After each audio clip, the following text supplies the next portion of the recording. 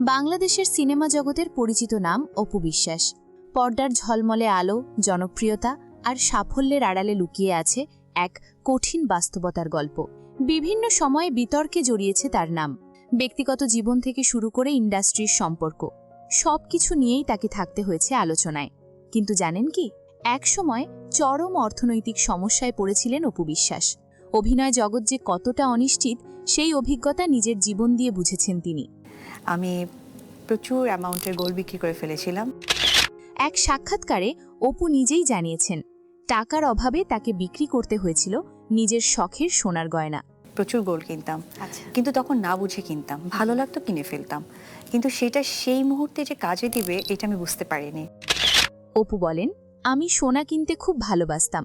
দেশে বিদেশে কাজের জন্য যেখানেই যেতাম সোনার গয়না কিনতাম। তিনি কখনো ভাবেননি এই গয়নাই একদিন তার জীবনের ভরসা হবে। ছেলের জন্মের পর কিছুদিন অভিনয় থেকে দূরে ছিলেন অপু। বাংলাদেশে ফিরে এসে দেখেন তার হাতে তেমন কোনো কাজ নেই।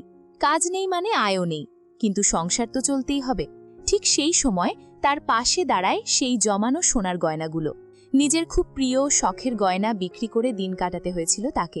অপু বিশ্বাস বলেন, একবার জীবনযাত্রার মান বেড়ে গেলে সেখান থেকে হঠাৎ নেমে আসা খুব কঠিন। এই পরিস্থিতিগুলো বাইরে থেকে বোঝা যায় না, কিন্তু অভিনেতাদের জীবনে এমন সময় আসেই। সব বিতর্ক আর কষ্টের মাঝেও আজও নিজের জায়গা ধরে রেখেছেন অপু বিশ্বাস। এই গল্প প্রমাণ করে, তারকার জীবন মানেই শুধু আলো নয়, এর পেছনে থাকে অনেক অদেখা লড়াই। আপনার এই বিষয়ে মতামত কি? কমেন্টে জানাতে ভুলবেন না।